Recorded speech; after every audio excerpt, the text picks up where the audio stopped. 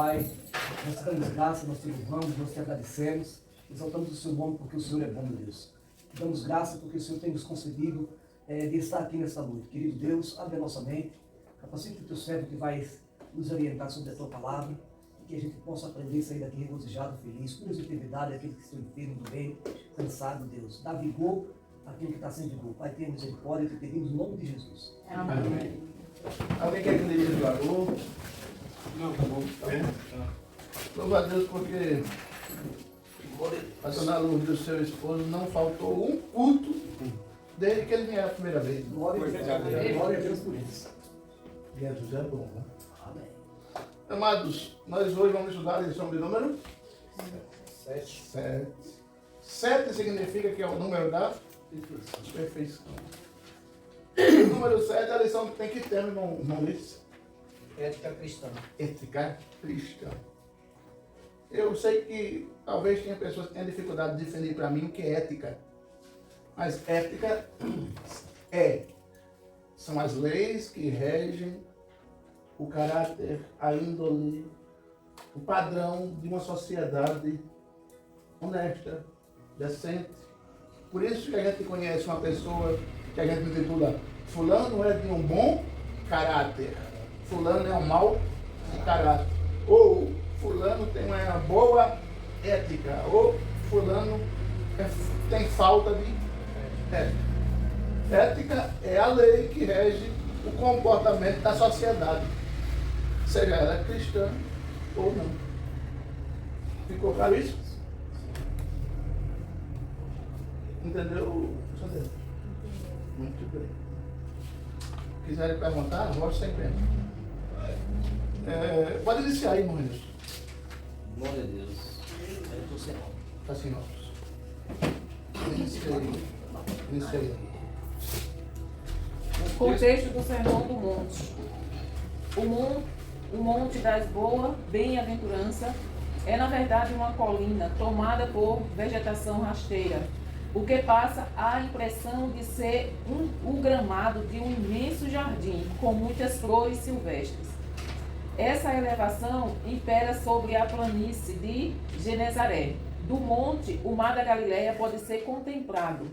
Essa informação ajuda a delimitar geograficamente o ministério terreno de Cristo e permite-nos concluir, embora restrito a uma pequena parte do globo, o efeito do trabalho de Cristo foi universal e supracultural, pois a sua doutrina é pertinente em qualquer contexto. Acelera. O norte do território de Israel foi palco principal do ministério terreno de Cristo. Ali próximo às margens do mar da Galileia, também chamado mar de Quinerete, nos tempos do Antigo Testamento, o lugar onde foi realizado o sermão entrou para a história cristã como o Monte das Bem-aventuranças e é reconhecido por seu belo valor paisagístico. O sermão é uma síntese do ensino de Cristo para o seu povo. Antes de a igreja se consolidar como agente do reino de Deus na terra, o Senhor Jesus tomou a iniciativa de revelar ao núcleo apostólico, por meio dessa explanação pedagógica, as bases que constituem o modelo de vida do reino de Deus. O propósito do Sermão do Monte é mais compreendido quando observamos um fato peculiar sobre o ministério terreno de Cristo. À época dessa pregação, Cristo já havia convocado os 4 primeiros discípulos e dentro de alguns dias os outros 8 seriam chamados. Logo, o Sermão do Monte foi o início da preparação dos auxiliares diretos de Jesus. Aquela foi a oportunidade para que o mestre começasse a dizer aos seus seguidores mais próximos o que esperava deles e o que eles deveriam esperar desta nova fase de suas vidas. Vamos lá, irmãos. Sermão do Monte. Mais de forma detalhada, o que foi o Sermão do Monte? Primeiro, a gente entende nessa leitura aí que Jesus escolheu um ambiente, um local, para começar a sua primeira pregação e a maior pregação que ele fez. Ele escolhe um cenário, ele escolhe um monte. Por que um monte? Ele escolhe estar na beira da praia. Por que estar na beira da praia? São duas perguntas que a gente vê aí. Por que Jesus começou o seu ministério praticamente com esta pregação? É claro que dias antes ele tinha feito a transformação da água em vinho. Mas por que será que Jesus escolheu começar o ministério dele aqui na terra ensinando, pregando, falando no sermão do monte? Primeiro, Jesus, eu vou dar o exemplo da gente. Quando nós decidimos, na direção de Deus, instituir o ministério vivendo o chamado, a primeira atitude que a gente tomou foi: precisamos fazer um ministério que seja legal diante das leis dos homens. Aí criamos um negócio chamado CNPJ. Precisamos fazer um estatuto da igreja. O que é o estatuto da igreja? Estatuto está escrito lá no estatuto da igreja o que a igreja, o ministério, acredita segundo a Bíblia. Como? A gente crê na cura, no batismo com o Espírito Santo, na salvação de vidas, crê no arrebatamento da igreja. E está lá o estatuto detalhado, assinado, registrado e carimbado. Tem o estatuto. Quando nós resolvemos começar, nós corremos atrás dessas documentações, todas necessárias para estabelecer o ministério. Jesus foi uma coisa parecida.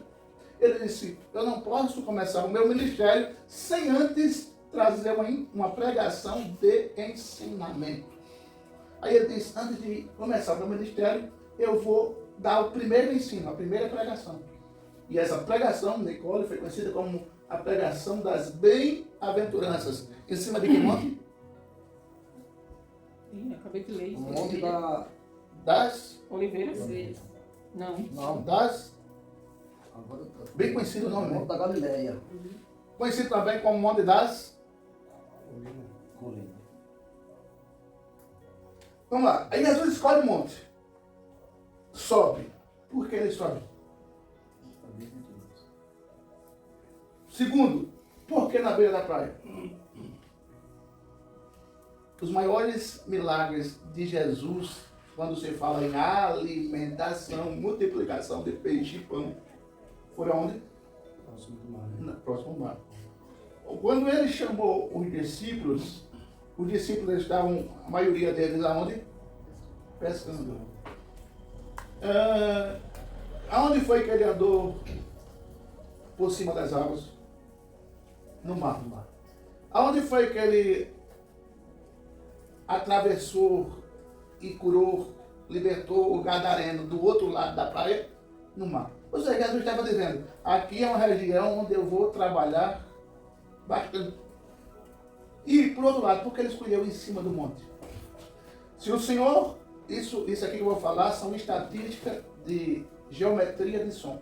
Se eu aqui subir 3 metros de altura, se aqui tivesse um elevador e essa cadeira subisse 3 metros de altura, eu poderia falar mais baixo e para mais pessoas. Porque como a voz sai de cima, ela alcança um ambiente maior.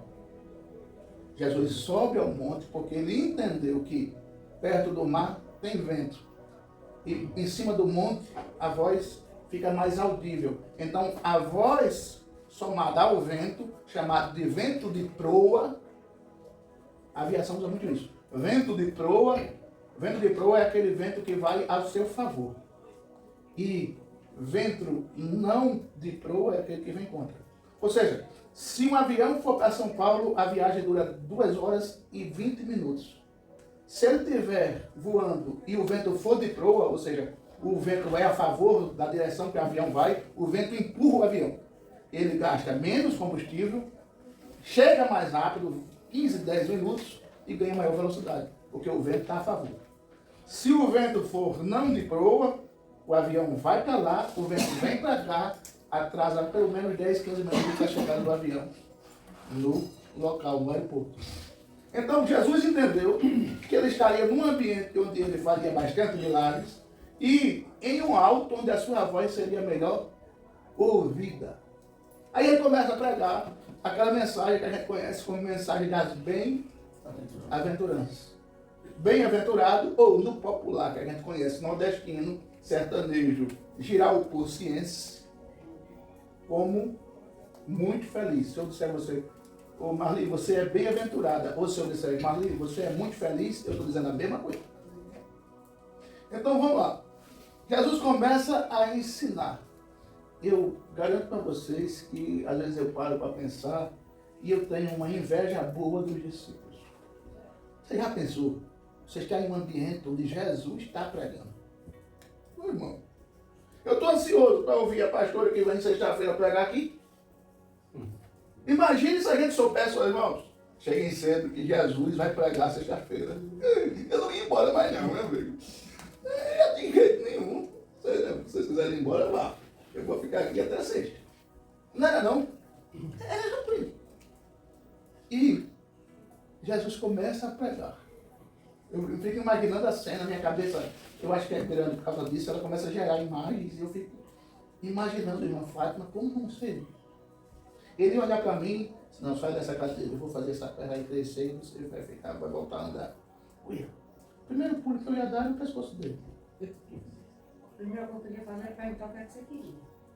É isso, eu ia querer a minha perna. Eu não sei se eu ia querer a perna ou ficar mais rápido. Siga aí. O 2. Até agora vocês entenderam? Já. A ética do reino de Deus. Sendo a escola de obreiros de Cristo, o Sermão do Monte apresenta a ética do reino de Deus de forma absoluta e inegociável. Se fosse uma simples declaração de intenções, o Sermão do Monte certamente não seria lembrado por sua firmeza e perenidade. Mas ele era e é a principal doutrina dos seguidores de Cristo, primeiro dos seus discípulos diretos e agora de cada um de nós. Cristo e o padrão ético do reino de Deus. A ética divina não se altera ao sabor de novas tendências, nem se modifica para adaptar-se ao estilo de vida de cada um. Ela é a exata expressão do propósito de Deus para o seu povo. O que é exatamente? Ela é a ética divina. A ética divina. A ética. A ética divina. Quem poderia me citar uma das éticas divinas?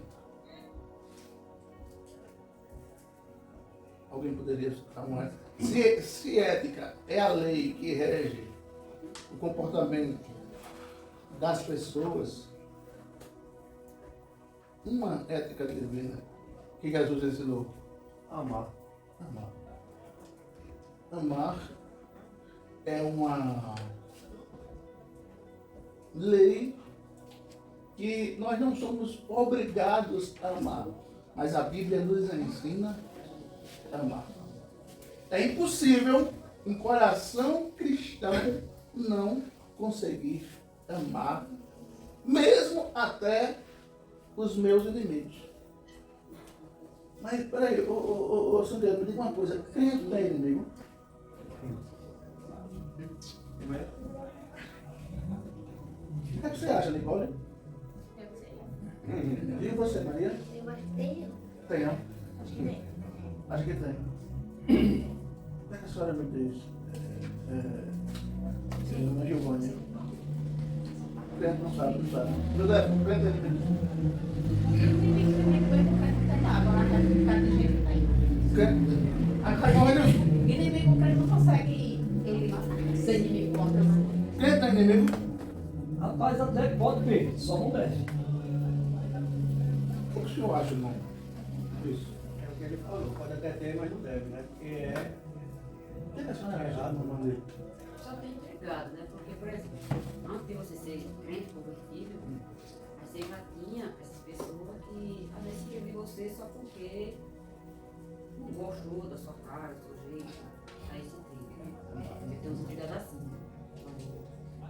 Aí depois que eu me converti, já tive vontade de ir lá para conversar, né? Fazer as pazes. O coração pediu. Eu fui até perto, mas aí a mulher, se eu chegasse lá, ela ia bater em mim, eu não fui. Aí você é obrigado a ter essas pessoas, mas meu coração não, eu não sou inimigo de ninguém, entendeu? Eu não sou. Mas aí eu deixo quem não quiser falar, quem não quiser ver a minha presença, aí é problema. Mas se falar, eu respondo. Agora, alguém quer opinar sobre isso? O que é que você acha, meu irmão? o que ela falou ali, eu, se for para opinar, eu acho que está numa posição correta. Ela quer sentir vontade de ir, e como ela falou que se for vai brigar, bom, se ela evitou e tem o perdão no coração dela, que ela não sente mais essa raiva dela, eu acredito que está perdoada. Se fosse só brigar, ela ia, porque ela ia brigar e não tem nada. Agora apanhar, né? Porque para escutar já cantar desculpa. Mas apanhar ia demais. Sai apanhar com o pé bater também, não quer não? É para não bater melhor nem ir, né? Eu acho que o cristão ter intrigado Não, eu falei entregar, né? Coloca aí a palavra inimigo. a inimigo. Não, alguém pode ser meu inimigo, mas eu não posso ser inimigo de ninguém. A resposta que vocês chegaram, que vocês disseram, resume-se aí. Eu tenho inimigo, mas eu não sou inimigo de ninguém. É claro. Jesus tinha inimigo? Ele tinha inimigo. Até o discípulo que comeu com ele, rapaz, era inimigo dele. Agora Jesus era inimigo dele? Não. Jesus olhou para ele e disse, amigo, o que tiverem de fazer, vai não. Até os seus inimigos, irmão, o senhor tem que chamar de amigo. Jesus ensinou assim. Aí José estava ensinando aí, pastor. Aí fica difícil. Entendeu? Mas era impossível. Então há uma lei que Jesus ensinou. Eu preciso amar. Na sua visão, irmão Adeildo, é difícil? Não. É não. E a senhora, dona Lucas? É não amar. Amar inimigo não é difícil, não.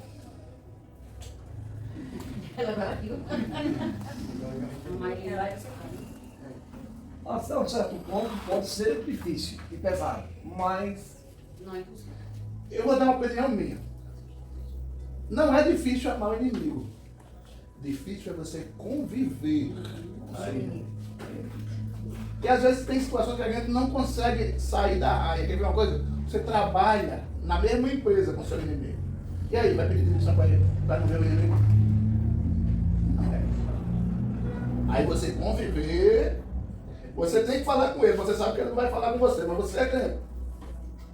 Ô meu querido, a gente precisa bater aquela meta lá, né? É mesmo que um cachorro está batendo, que ele nem olha para você. E você não guardar nada no coração por causa da situação dessa. Não é fácil não. Agora, amar não é difícil, conviver. Não é fácil entender esse tema? Prossiga, por favor. então no caso, fazendo isso aí, é uma ética cristã. Sim.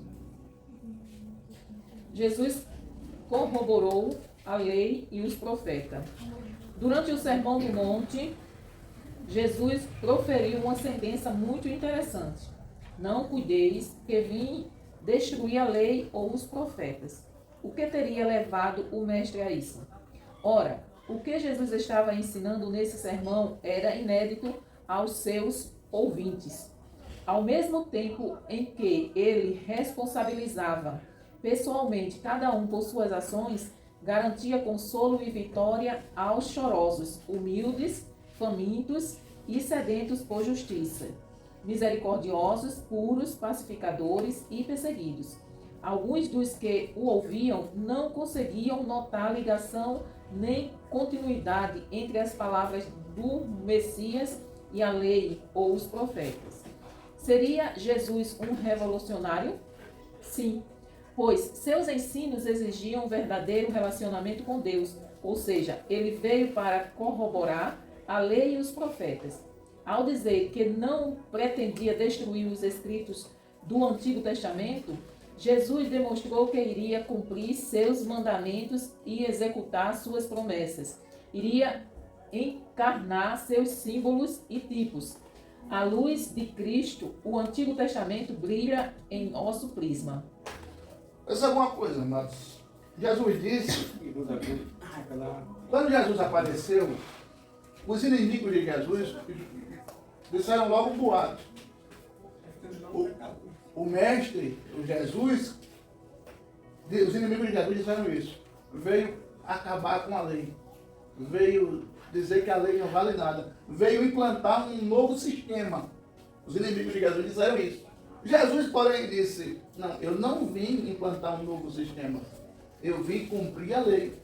Tanto é que ele nos ensinou a quê?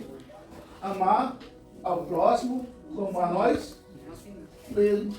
Ele nos ensinou a honrar o pai e a mãe. Ele nos ensinou o que a lei já dizia. Então Jesus não veio quebrar a lei e implantar uma nova lei. Jesus veio cumprir a lei.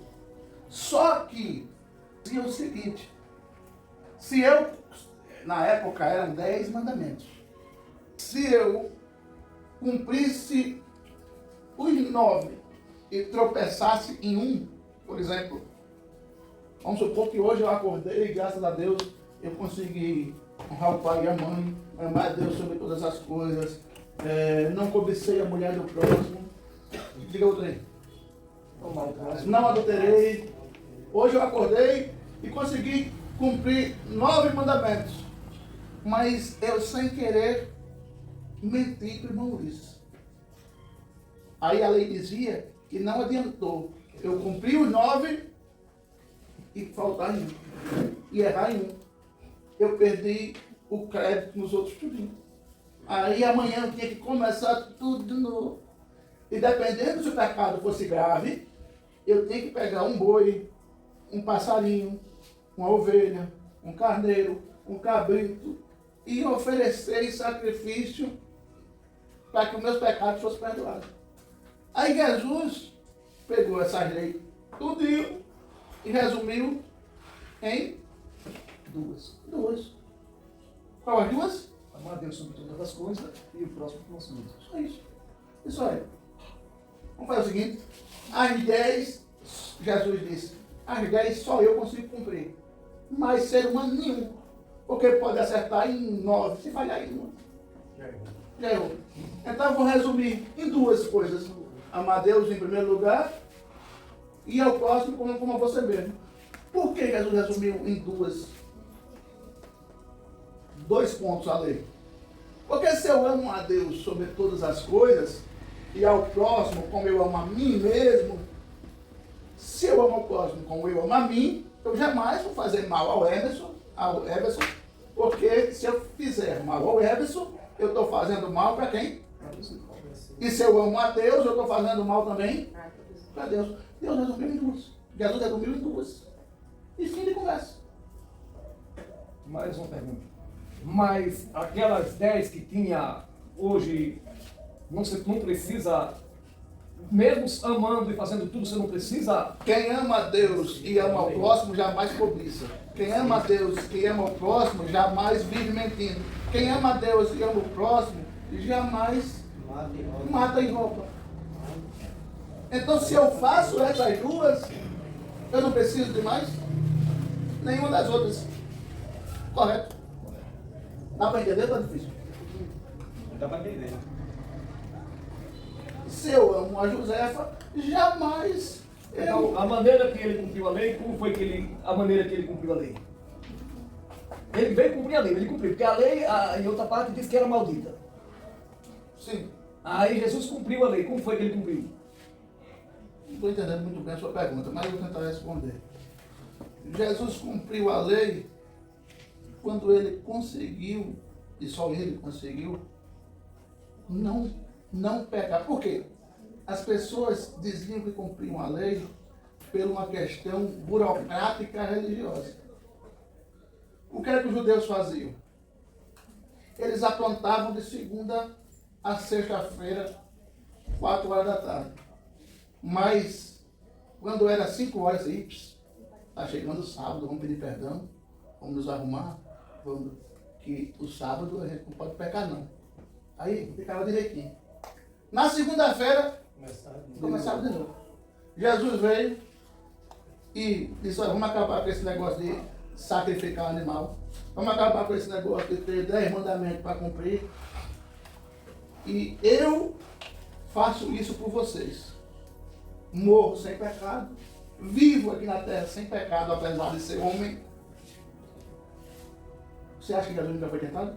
Você acha que Jesus não passou pelas mesmas dificuldades, paixões e adversidades que a gente passa? Passou. A diferença é que ele não pecou. E quando ele cumpre esse comportamento impecável que ele teve aqui na terra, Aí ele morre puro, perfeito e impecável por mim e por você, por nós e por toda a humanidade. Aí nele se cumpre toda a lei. Por quê? Porque ele resume nele tudo aquilo que o homem não conseguiu cumprir. Agora ele diz, só basta fazer essa coisa. Só isso. Não é difícil seguir a Jesus. Se a gente não segue a Jesus, é porque a gente não dá prioridade a seguir. Porque não é difícil amar o próximo. Não é difícil, muito menos amar a Deus. A gente, Jesus facilitou demais. Em outros aspectos, que eu não vou falar agora, ele até deixou mais pesado o compromisso. Sim. Mas em outros aspectos deixou mais leve. Porque, irmão, me diga, quem de nós conseguiríamos cumprir os 10 mandamentos? Por isso que a lei é maldita, né? Porque ninguém conseguia cumprir. Por mais que se esforçasse. É impossível se fazer uma lei que ninguém cumpre e essa lei continuar prevalecendo. Aí, se Deus fosse avaliar a humanidade pela lei, a gente estava tudo ferrado, que a gente não consegue cumprir. Aí Jesus veio e disse, eu cumpro. E agora só basta fazer isso aqui. Amar o próximo e a Deus. Resolveu o problema. Só isso. Eu não entendi direito ainda. Em outras palavras, quando ele diz amar a Deus sobre todas as coisas e o próximo. Tá bom. Pra ver se assim, Aí ele, essas coisas que tinha que ser cumpridas da lei, não é ficar do povo, mas porque já se cumpriu em Cristo. Exatamente. E a gente tem que obedecer a Cristo. Aí quando a gente obedece a Cristo, automaticamente a gente não vai praticar aquilo que a lei condenava. Se ele já cumpriu em um espelho, ele passa a ser Cristo, eu não vou me preocupar com ele. Por isso que a igreja evangélica, ela ama toda a Bíblia. Mas, na verdade, se você for analisar, o Novo Testamento, ele é mais pregado nas igrejas do que o Antigo. Sim. Por quê? Porque o Novo Testamento fala de quem pagou o preço que a gente não podia pagar. Cristo. Cristo. E a partir de Cristo, agora quando a gente peca, já tem o perdão. Pela lei, se você errasse nenhum, não tinha perdão, você tinha que começar tudo de novo. Exatamente. E ele, a partir de Cristo, não. Cristo já lhe perdoa e você. Olha, irmão, suponhamos, eu peco. Aí eu teria que pegar um Rio Sul, me venda um bezerro, que eu vou levar ali na igreja, o pastor, e o pastor não podia ser eu, porque o pastor tinha que ser sem defeito. Eu tenho 2.900 defeitos só de um lado. Aí vou levar ali para o pastor vai sacrificar e eu vou ser perdoado. Como Deus me vendeu o bezerro, eu trazia na igreja, o bezerro era sacrificado. Aí eu saí daqui perdoado. Se eu fizesse o mesmo pecado amanhã, Tinha que sacrificar tinha que sacrificar o bezerro. Aí que bezerro para matar. Aí Jesus resolveu uma vez por tudo. Aí ela disse, não, deixa que eu pague esse boleto. Eu pago e agora quando você pecar, não precisa mais trazer nem galinha, nem bezerro, nem nada, nem bode, nem nada. Basta só você pedir perdão e se arrepender de coração, me pede perdão, que eu perdoo você. Alguém facilitou, né? Facilitou demais. Hein? Se não, porque se fosse pela lei, ia ter que botar um bocado de estaca aqui para amarrar carneiro, bezerro. Esse aqui é de quem? Não ele vai dizer, é pelo meu pecado. E esse aqui, a Zé Fapé ia dizer, é pelo meu. Aí esse outro, aí ela ia dizer, não, foi eu que trouxe. Aí já bicho para matá-lo.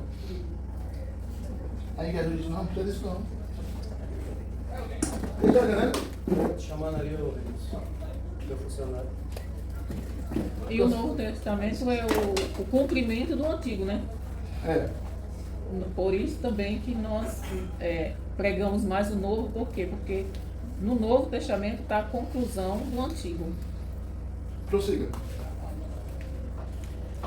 Jesus realçou a moral do Antigo Testamento. O Senhor Jesus buscava fazer com que Israel vencesse a superficialidade espiritual em que se encontrava. Não mais se praticava entre os judeus um culto motivado pelo desejo de adorar sinceramente a Deus. O judaísmo havia se tornado uma liturgia baseada em tradições e repetições. Para a geração dos tempos de Cristo, assim como já vinha acontecendo desde findados os tempos dos reformadores Neemias e Esdras, a moralidade era apenas aparente, a piedade se mostrava apenas nos discursos, e a humildade se destacava como motivo de orgulho. O que a lição está dizendo? Porque o que acontecia nesses cultos que as pessoas levavam animais para ser sacrificados? Acontecia o seguinte: as pessoas, suponhamos, eu pequei, e a lei diz que eu preciso levar um bezerro para sacrificar pelo meu pecado. E eu não estou nem arrependido pelo pecado que eu fiz. Eu cobicei a mulher do próximo e não estou nem arrependido pelo pecado que eu fiz. Mas a lei diz que se eu cobicei, eu tenho que levar um bezerro. Mas naquela época o cobiçado não era. Eu estou dando só um exemplo. Aí, eu não estou arrependido não, mas a lei diz que eu tenho que levar um bezerro para sacrificar, eu vou fazer esse sacrifício. Ah, puxa, mas vou, né? Tem que fazer, a lei diz isso, então eu vou lá, eu vou levar um bezerro. As pessoas se arrependiam assim. É de verdade isso? Não. Então estava virando um comércio. Peguei. Ah, mas preocupa não, leva lá um animal e sacrifica e dá tudo certo. E depois desse sacrifício, o que fazia com a carne? Queimava, enterrava, jogava fora? A família sacerdotal se alimentava da carne. Era um comércio, né? Não, na verdade virou um comércio. Eu estou com medo de quem é que no meu ouvido comentou no ouvido de alguém. Na verdade virou um comércio. E virou tanto um comércio que no tempo de Jesus, ele fazia o seguinte: eu levava um animal para sacrificar, aí o camarada que avaliava, que tinha lá uma camarada para avaliar. O animal está perfeito, está perfeito, gordinho, bonitinho. Pega aí um animal com defeito. Bota esse para lá, me dá esse aqui, com defeito. Vamos sacrificar ele. Virou um comércio. Então, na linguagem simplificada, os sacerdotes estavam virando grandes fazendeiros, com animais bonitos, enquanto eles pegavam um animal com defeito e sacrificavam. Virou uma verdadeira bagunça. Um verdadeiro negócio. Aí Jesus disse: vamos acabar com essa pedra toda.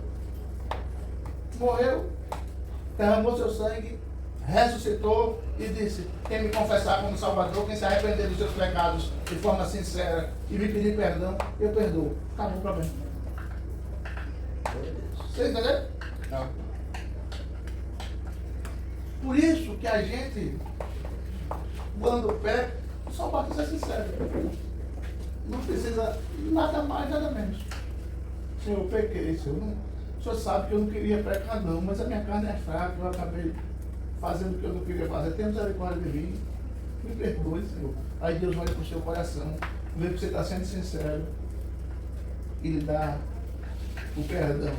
Deus ativa uma coisa nele chamada misericórdia. Pode ler, irmão Nilson. 2, 1 e 4, irmão. Jesus combateu o legalismo. A espiritualidade judaica nos tempos de Jesus, quando havia, era vacilante. A vida de muitos judeus era marcada pelo legalismo. Quero saber o que é legalismo.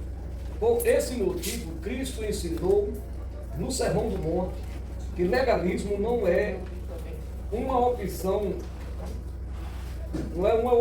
dos verdadeiros adoradores, aos íntimos de Deus. Um legalista jamais chamaria o grande eu sou de Pai Nosso. Note-se, pelo relato dos evangelistas, que as boas novas eram recebidas por muitos dentre o povo. Isto prova que havia alguma boa vontade naqueles corações. Contudo, não lhe bastava a boa intenção, era preciso mais, era preciso verdade. Vamos lá. legalistas. O que são essas pessoas? Alguém pode simplificar? O que são legalistas também? Aquele que coa um mosquito e engole um camelo. É mesmo. Ô, irmãos, vocês aceitariam, sejam sinceros, vocês aceitariam se eu pegasse o microfone aqui num culto e dissesse: meus amados, nós me dê um pedacinho de água, amor. Vocês querem água? E a beca, né? É? E a beca, né? É. Um pedaço de água. Um pedacinho. Vocês aceitariam se eu aqui, na sexta-feira, culto de ensino, começasse a pregar assim, Marcos? Olha, enganar leva para o inferno. Que você se enganar, olha, vai pegar o elevador descendo. Cuidado! Amém. Terminou o culto. Aí, de repente, aparece no grupo da igreja um áudio de eu dizendo para o irmão Ulisses: irmão Ulisses, eu passei um canudo no irmão Renilson e ele ficou no prejuízo. Eu vendi um cavalo a ele, dizendo que o cavalo não era cego, o cavalo é cego. Legalista. Eu tinha pregado na sexta que enganar era pecado. Mas não sabe enganar. Eu digo para você, não faça, e eu acabo fazendo. Vocês vêm para o culto? Legalista é aquele tipo de pessoa também que fazia o seguinte. Tem muita igreja hoje que não são igrejas sérias, e tem muita gente que não é séria não, viu, gente? Não se engane não. Tem muita igreja que não é séria não. Tem muita gente que não são igrejas sérias que diz: as mulheres não podem cortar o cabelo nem botar um batom. Ok? Isso não está na Bíblia não. É eles que disseram que não pode. Mas, ao mesmo tempo, o pastor aceita que o filho dele compre carro roubado. E aí, o que é mais errado? Comprar carro roubado ou botar um batom e cortar cabelo? Comprar um carro roubado. Isso é legalista. Para os outros, tudo está errado. Para mim, o que eu fizer, está certo. Isso é legalista. Vocês entenderam o que é legalista? Quer dizer que aquele povo que ia para o sermão com Jesus, a maioria deles era legalista. E, na verdade, uma parte deles ia ouvir Jesus pregar, não porque gostavam de ouvir Jesus pregar, mas para ver se pegava Jesus no vacilo. Outros iam ouvir Jesus pregar, para se houvesse multiplicação de pão e peixe, eu já entro com a minha barriga aqui, em casa, eu não preciso nem me preocupar com comida. Outros iam ouvir Jesus porque se fosse cego, Jesus ia curar. Se fosse coxo, ia andar. E outros iam porque queriam mesmo ouvir o médico. Ou seja, sempre, até na igreja que Jesus começou, sempre houve uma cambada de interesseiros. Ou por cura, ou por pão e peixe, ou para ver se pega gasolina vazia. Sempre tem esses três grupos. Tem pessoas, que não é o caso daqui, graças a Deus, que vem para a igreja só para olhar. Eu vou olhar se aquele pastor pega mesmo, se ele conhece a Bíblia mesmo. Eu vou olhar se aquele povo é crente mesmo. Eu vou olhar se a roupa da irmã é boa mesmo. Graças a Deus aqui não tem isso não, mas tem igreja que tem. Tem pessoas na igreja que olham o defeito de todo mundo e não olham o dele. Agora, se alguém olhar o dele, aí o negócio complica. Legalista. Oxe, se quiser, eu estava aqui. Ele vai entrar no Zé. Essa já essa pode ter alguém para doar. Ele nem levanta. Olha o Zé da porta. Olha o monte no chão. Vai arrumar aqui. Vocês entenderam? Então defina para mim o que é legalista. Alguém quer mais? Não, tem nada a ver com isso não. Perguntou para quem? Qualquer um de vocês. A pessoa enganada, né? Para ele, Para ele tudo está certo, os outros tudo está errado. Pessoas que observam os outros e dele não pode ser observado. É que nem muita gente se coloca de casa dos outros, né? Tem uma frase popular que diz assim: macaco não olha. Calma. Ei, Mas tá vendo? Vai pra casa do seu gato. Tá vendo? esse é o macaco. Tá vendo o carro do irmão Nilson? Só anda com o pneu careca. E o meu tá careca também. Por que não olha pro meu? Entendeu? Legal isso. Existe mais gente assim que...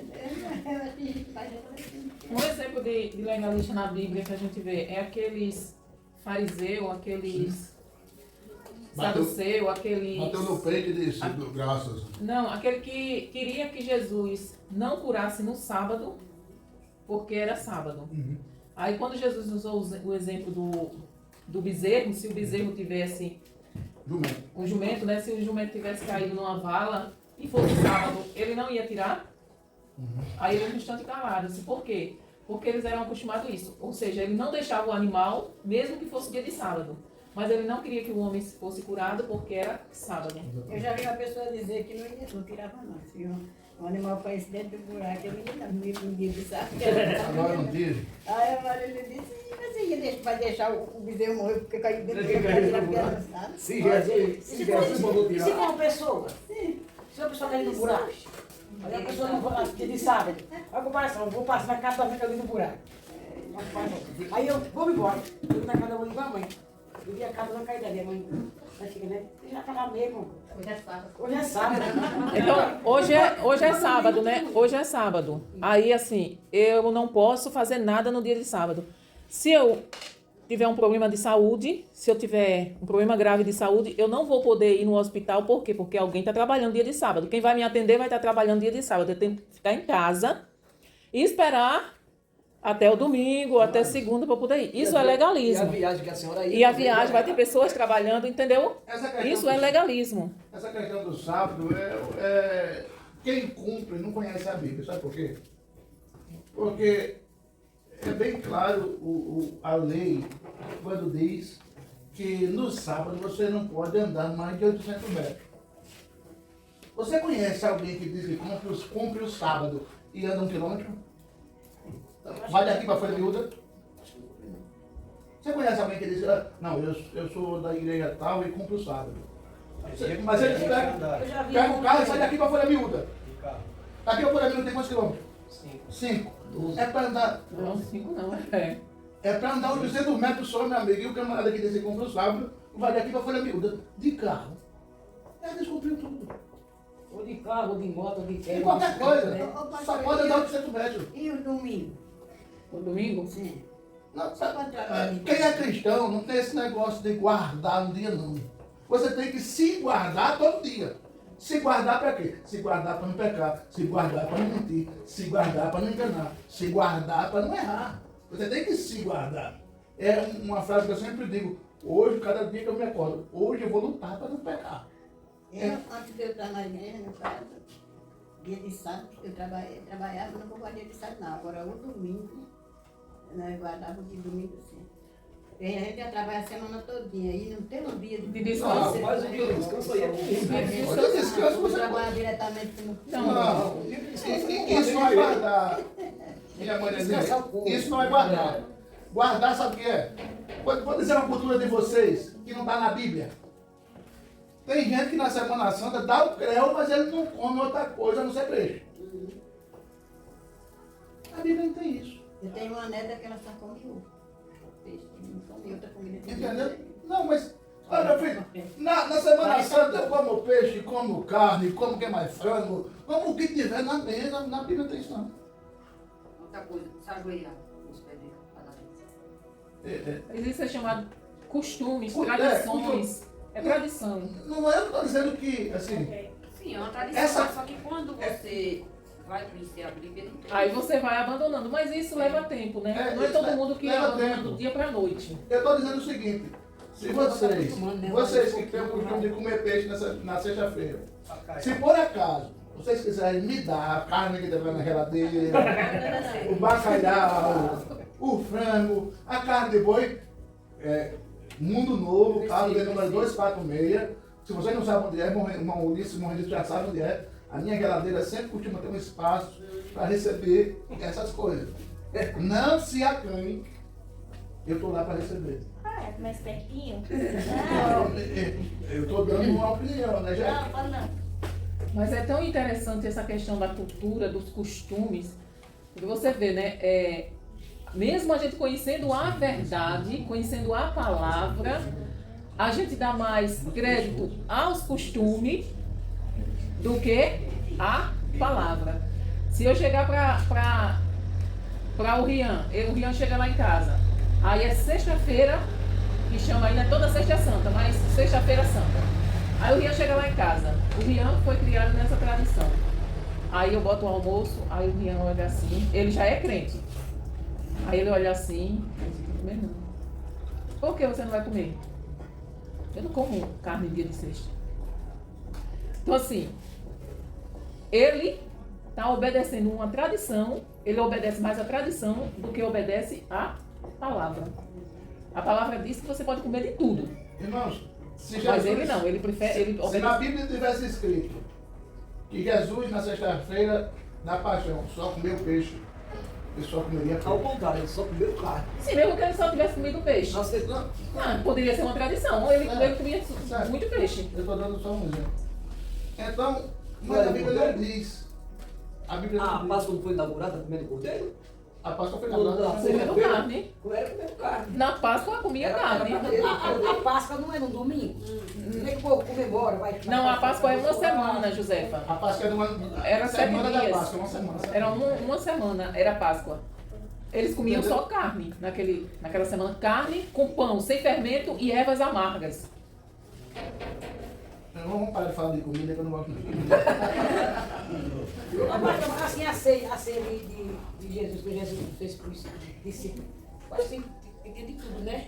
A ceia era só... Rapaz, Jesus comia com força. Sabe por que Jesus comia com força? Ele só não pecava comendo, exagerado, né? Mas ele comia com força. Sabe por quê? Jesus andava muito a pé. Então Jesus era um sujeito de mais ou menos 1,70 m, magrinho, pele queimada pelo sol. E, Ele é assim, o pessoal lá em Israel é assim na cor do Rian.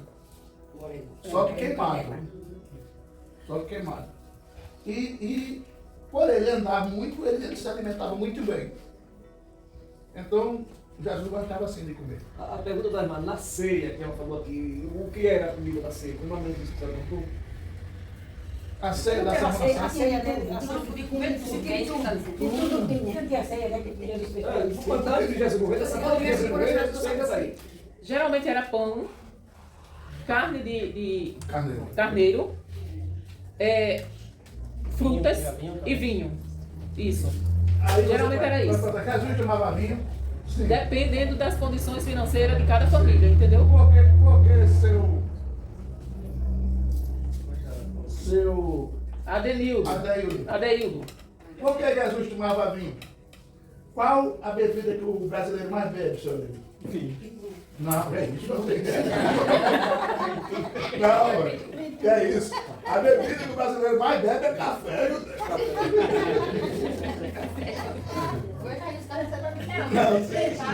Tem umas filhas não vão ligar, vai deixar de Tem gente Olha aqui, ó. Tem gente nessa turma aqui, É um vinho sem café. que compra 350, 400 reais de café. Não é, minha manhãzinha? Você conhece alguém que faz isso? Como é? Que compra 400, 300 reais de café? Exatamente, eu. Ah, você... Eu nem lembrava. Aí... Ah, não veio, já damos um bagulho de café. Mas não, Tem bagulho de café de semana. Olha, Olha, então, a bebida que o brasileiro mais bebe é constatado, café. é café. Agora, qual é a bebida que o judeu mais bebe? Vinho. Então, para nós é o café, para o judeu é vinho. Ou seja, suco de uva fermentado. Chegar na casa do irmão aqui no sertão, de uma pessoa aqui no sertão, eu falei, quer um cafezinho? Se chegar em Israel, quer um vinhozinho? Eu não cheguei na casa de ninguém aí. Ninguém chegou na casa de alguém para não oferecer café? Aqui em sete casas não. Eu não cheguei em casa de ninguém. Eu falei, um cafezinho? Às vezes só dá o café, mas tem que oferecer. É um padrão de você que eu acho bonito isso, sabe? Você tem casa que a gente chega na capital que eles não oferecem nem água. Imagina A café. pessoa chega na casa da pessoa, a pessoa chega em casa e Aí, quando eu descer, não pretende nem um café, nenhuma água. chega. Nenhuma água. Só cheguei lá, não oferecendo não café. Nem que não queira, né? Mas oferece logo para É um cafezinho. Então essa era a cultura dos judeus, senhor Deus. Eles ofereciam um vinho como a gente oferece café. Entendeu? Então, na mesa que Jesus comia, tinha carneiro, tinha ervas amargas, tinha pão sem fermento. Tinha algumas frutas, né? Porque era muito difícil. Principalmente tinha tâmara, que era uma fruta que era Azeitona, tâmara e uvas. uvas. Eles eram um povo que comia umas comidas muito saudáveis. Não, ao contrário, é diferente da gente que come recheado, essas coisas. Né? Comia, né, pastor? Eu sou um ex-gordo, profetizo pela fé. Prossiga aí, irmão. Terceiro ponto, a busca pelo padrão ético do reino de Deus. A busca pelo padrão ético do reino de Deus. Diante dos ensinos do Sermão do Monte, pergunta-se, quem poderia cumprir tão justo reclame? A lei, o que eles estavam falando lá no... Apenas aqueles que foram libertos pela graça de Deus e vivem em harmonia com a sua palavra. Vivem em harmonia com a sua palavra. Continuar? Vai prosseguir. Isso foi uma pergunta e uma resposta. Vocês Isso, perceberam? Já está a resposta. Já está a resposta. Quem era que poderia cumprir tão justos reclames? Ou seja, o que a lei diz? Aí ele diz, apenas aqueles que foram libertos pela graça de Deus e vivem em harmonia com a sua palavra. Só quem tem o Espírito Santo que consegue cumprir as leis éticas do Sermão do Monte que Jesus trouxe. É parte da responsabilidade cristã. O cristianismo é a única das religiões que apresenta ao homem um envolvimento pessoal com o divino. Essa proximidade pessoal com Deus leva o ser humano a assumir responsabilidades pessoais e intransferíveis, as quais, sem tal relacionamento com o Pai, seriam ignoradas solenemente. A busca pelo padrão ético, portanto, o fruto de comprometimento do homem com Deus. Para resumir esse tópico, irmãos, a lição diz nada mais, nada menos que a capacidade para cumprir o que Jesus deixou no Sermão do Monte. O que foi que Jesus deixou no Sermão do Monte? Vamos lembrar algumas coisas.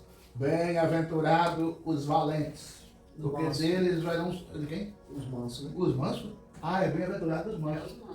Ah, então não tem futuro ser bravo não, né? Não. Tem que ser manso.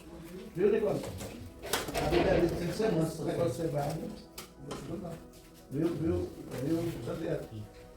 Ser bravo e a Luiz ser manso. É fácil ser manso, José? Cama? Não. É fácil, não é fácil, mas ser manso. É fácil, é bom isso. Agora o irmão Luiz passa raiva para ela ver. Como é fácil, né, irmão Fábio? Por isso que eu falo que é fácil ser manso.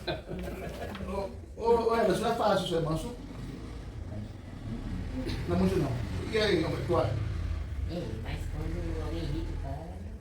Mas aí a mansidão aparece justamente quando a gente é irritado. irmão. Não é fácil ser Ô, me cite aqui, por favor. Vamos. O quê? Me cite, me provoca. Me provocar? Me provoca. Me provoca. Sabe que eu chego e me provoca? Você hoje não vai jantar, nem vai comer Me mais nada quando provoca, chegar em vai. casa. Não fazer nada pra você. Não, provocação. Se levanta aí, me provoca. Eu não sei provocar, não. Você não entra dentro de casa. Quem quer me provocar? Vai dormir no sofá. Quem quer me provocar? Mas essa provocação tá muito leve. Rapaz, você cala a boca, rapaz. Vá deitar. Você cala a boca. Amor, eu vou orar por você. É assim que Porque se você é uma faz. bênção na minha vida. Você está um pouco irritado. Tu tá falando só porque tá aqui no meio do povo. Não, eu sou assim mesmo. Não, eu sou desse jeito. Ai, Jesus. Agora, é fácil. Se irrita, hein? Mas se Jesus disse que a gente tem que ser assim, a gente tem que correr atrás, lutar, ganhar na série. Todos os dias lutar para chegar lá. Senão a gente vai chegar no céu dizendo, Jesus, eu não consegui ser manso, eu não consegui ser humilde, eu não consegui. Aí Jesus, então, Volta pra trás. Não vai nem chegar lá. Quando você tiver tudo direitinho, você sobe. entendeu? Então a gente tem que lutar realmente. Não é o seu lugar aqui, não. Realmente. Só chegar e mandar pra matéria, né? Enquanto a gente tá fazendo isso aqui, ó, respirando, a gente tem que lutar para ser o que a Bíblia diz. Porque senão a gente fica só lutando para ser. Aí a gente diz, Jesus, eu quero ter o dom da paciência. Aí ela diz, tá bom, eu vou lhe colocar em uma situação que você vai ter que aprender a esperar. Ah, esperar eu não quero. Como é que você quer ter paciência? Você não quer esperar. Ah, pois então ele me deu esse dom. Entendeu? Se você vai para a academia e quer mostrar que tem força, o que é que o personal trainer dá a você? 80 quilos para você levantar. Você tem força? Você está pronto? Vamos dar 80 quilos para você levantar. Oxe, mas 80 quilos você está pronto? Aí a gente diz que está pronto, mas quando chega a dificuldade, a gente faz tudo o inverso. Aí, quando chegar lá no céu, e você leu no Sermão do Monte, o Senhor, eu li, cumpriu. Então, pega a levantação. Eu oro, irmão, todo dia para eu conseguir esses objetivos. Porque se eu não conseguir, eu vou pregar aqui, irmão, seja manso e eu bravo. Irmão, seja humilde e eu arrogante. Irmão, não inveje o próximo, eu invejando o chapéu do irmão. Aí como é que fica? Então tem que lutar, você tem que lutar, nós temos que lutar para se enquadrar no que foi ensinado aí. Tá difícil ou tá fácil? Não, mas é chegar lá.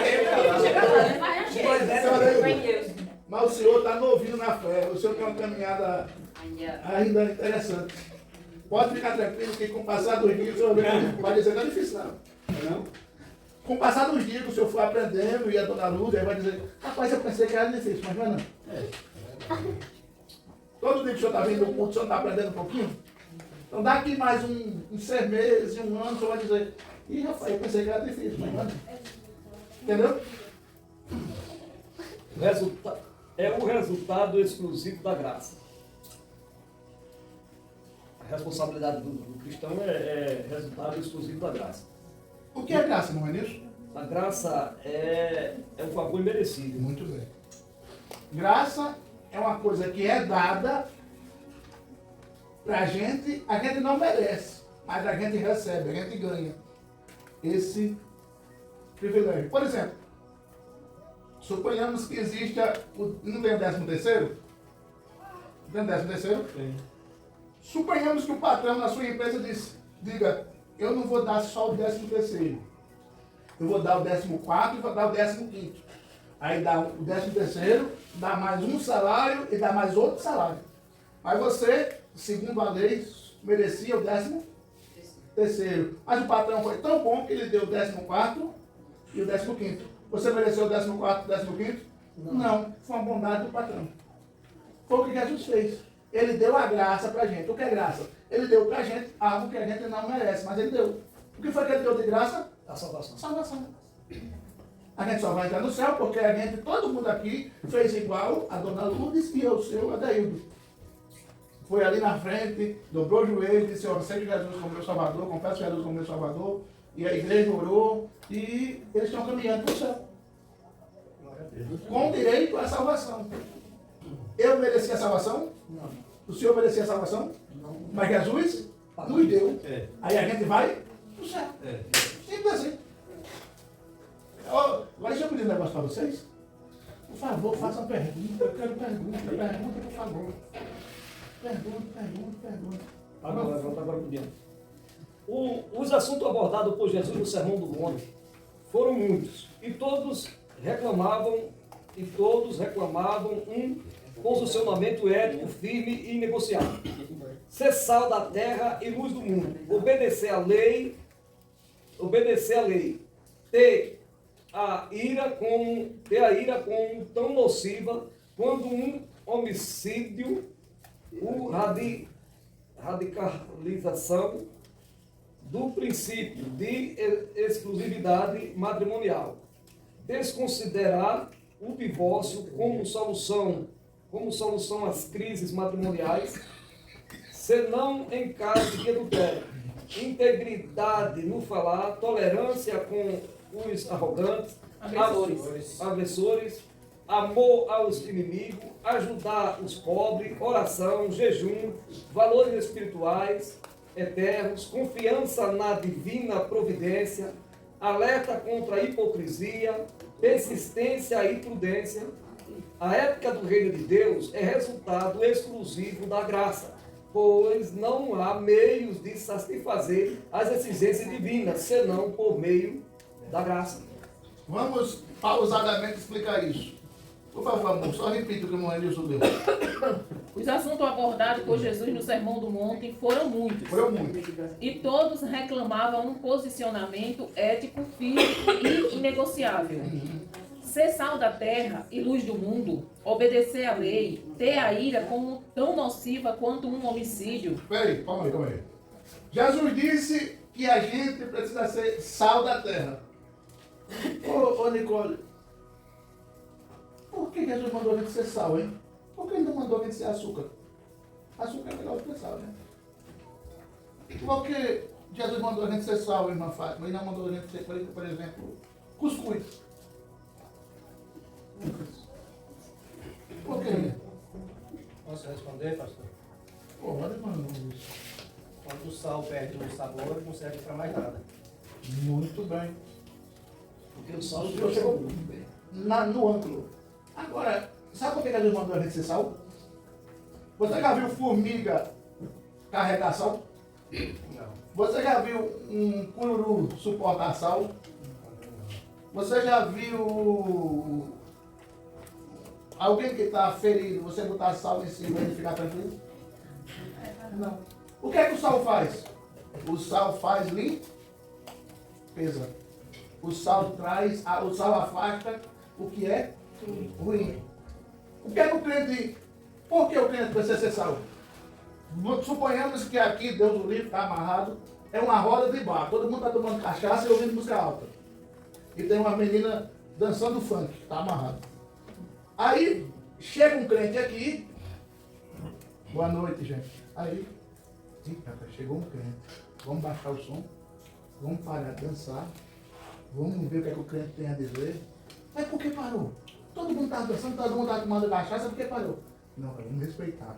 O camarada é crente. E não é aqueles crentes igual a Joaquina, que a gente conhece, aquela crente sem vergonha, não. Esse crente aí é um crente sério. Vamos respeitar, o cara é crente. Depois que ele foi embora, a gente liga o som de novo e volta a dançar. Mas enquanto ele estiver aqui, não está isso não. Sabe por que acontece isso? Porque o crente é sal. Onde o crente chega, ele faz diferença. Ou você nunca ouviu alguém dizendo assim, vamos respeitar o irmão aqui, vamos falar a palavra não? É ou não é? Não, pode falar isso aqui não, porque o irmão é crente. É ou não é? Você já viu isso ou não? Isso é crente que faz a diferença. Mas o crente, quando não faz a diferença, quando não é crente de sal, é crente de açúcar, vamos falar não que o fulano é crente. Quem? Ah, aquilo é crente não, mas frente igual o feio, ser crente igual aquele ceboso ali. É ou não é? Você já viu isso ou não? Já. Crente de sal e crente de açúcar. Que crente eu e você? Sal. Qual foi a outra coisa depois de sal? Ter a ira como tão nociva quanto um homicídio. Ter a ira tão... A Bíblia compara a ira tão ruim quanto matar alguém. Você já pensou isso? O seu Adeildo chega um suspiro. Aí, mas entenda, seu Adeildo, você pode se irar, tranquilamente. Agora, o que não pode dar ira é... Rapaz, o Rian me fez um óleo tão grande. Ô, Rian, Foi você que falou aquilo de mim, não foi, rapaz? Agora na próxima vez você fizer isso, rapaz.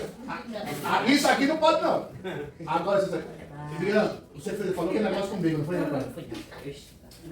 Rapaz, a gente é irmão. Fique deixa que eu não falei. Deus abençoe. Nós. Então, se eu faço assim, eu não pego não. Agora, se eu pego ele, aí eu já estou pegando. Então, me irar eu posso. Eu só não posso botar a ira em prática. Eu conheço um irmão que, só dando um exemplo, jogou a lição no outro que perdeu a capa. Então a gente pode se irar. Mas se o senhor tiver uma faca na cintura, só não pode puxar a faca. Entendeu? Faça que nem eu antigamente. Se eu fosse aquele Júnior de antigamente, eu falei com ele. Mas como agora eu sou um crente bem calmo, Deus abençoe. Fala o próximo. A radicalização do princípio de exclusividade matrimonial. Desconsiderar o divórcio como solução às crises matrimoniais. Irmãos, vamos falar um pouquinho sobre o divórcio. Antigamente, quando o judeu casava, eles achavam o seguinte, que a lei de Moisés dava o direito de fazer o seguinte, irmã Maria. Eu casei com a minha esposa. Ela queimou o feijão, vou mandar ela para casa da mãe dela. Eu não casei para ninguém queimar o feijão na minha casa. Aí já divorciava e ia procurar outro. O judeu fazia isso. E segundo a lei judaica, aquela mulher não podia casar com outro homem. No caso, ele repudiava, né? Ele repudiava. Aquela mulher não podia casar, na lei judaica, aquela mulher não podia casar com outro homem, a não ser que o ex-marido permitisse. Olha para aí, irmão. Que negócio. Então, o divórcio aí é divorciar por qualquer besteira. Mas, por exemplo, eu estou casado com a minha esposa há 6 anos. Está com medo do besouro? Eu estou casado com a minha esposa há 6 anos. E, de repente, eu estou dormindo, abro os olhos, vejo ela com a faca olhando a grossura do meu pescoço. Eu vou continuar dormindo na mesma cama com a mulher dessa? Não sai nem a pau, filho. Vai terminar morrendo. Não. Pode divorciar tranquilo. Pode divorciar tranquilo. Agora, eu querer divorciar dela porque ela queimou o feijão, aí... Tem paciência. É paciência, né? Assim é ruim, né? Não Assim queima é. feijão. Vocês entenderam qual a diferença? Se achasse qualquer coisa feia na mulher, ele já Eu casei, você era bem fortezinha, era bem bonitinha, agora tá só esqueleto, quero não. Eu casei, você era bem magrinha, agora você engordou de 50 quilos, quero não. Eles divorciavam por isso. Aí, tenha paciência. Mas se eu me acordo e a minha esposa está com uma peixeira medida a grossura do meu pescoço, evidentemente que eu vou botar essa mulher para correr e agradecer a Deus pelo livramento que ele me deu. Entendeu?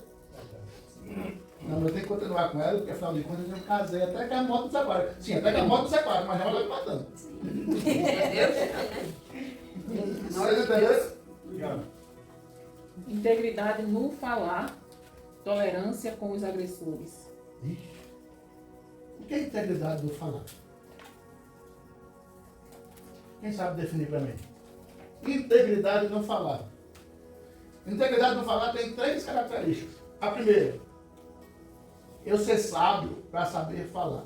O que eu penso, eu falo. Por exemplo, irmão Ulisses, eu tenho uma grande admiração pela sua pessoa. Realmente eu penso isso? Ou eu estou só falando isso para puxar o saco dele no meio de povo? Ou realmente eu tenho uma admiração grande por ele? Se eu estiver falando aquilo que o meu coração não sente, porque a minha mente não pensa, eu não estou sendo íntegro. Se eu disser para o irmão Ulisses que eu vou pagar a dívida que eu tenho com ele no dia 28, e chegar no dia 28, eu não chego para ele, não dou nenhum justificativo, irmão, não vou poder pagar não, por causa disso. Eu não estou sendo íntegro. Integridade é aquilo que eu falar, eu cumprir. O que eu disser é aquilo que realmente eu penso. Isso é integridade. O fulano é íntegro. Ele não rouba ninguém, ele não engana ninguém, ele não calúnia ninguém, ele não tem inveja de ninguém. Pula, né? Não entendeu? Tolerância com os agressores. Tolerância com os agressores. O que foi que aconteceu aqui? Eu peguei o Rio e dei uns papos com ele, não foi? O que ele estava dizendo para mim? Fique tranquilo, calma aí. Não foi bem assim. Ele estava sendo o que comigo? Tolerante. E eu querendo pegar no pescoço dele e ele tolerante. Entendeu? É difícil fazer o que o Rian fez com quem está tentando pegar ele pela beca? Tem que quebrar, se não tiver, não vai não. O que é que o senhor acha, senhor Deus? O senhor que tem uma experiência de vida longa. É difícil? É não, né? É não. Ele devolveu outra pergunta. Se fosse o senhor, o que é que o senhor faria? Puxava a peixeira ou dizia, Não. Deus lhe abençoe? Puxava não. Puxava não. Então, o senhor está sendo uma pessoa tolerante. Vocês estão aprendendo ou não? Tem uns que deixam pra lá. Tem uns que deixam não.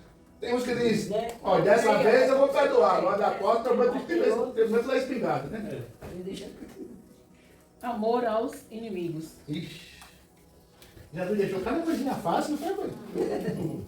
Ser tolerante com quem é inimigo da gente, amar os inimigos. O que vocês acham que é amar os inimigos? O que é amar os inimigos? Hein, Maurício? Não deseja mal a ele, Orar por ele. Mas você está desejando mal ao senhor? mas aí o meu dever é não desejar ele, mas antes orar por Por ele. exemplo, você consegue amar seus inimigos? Consegue não?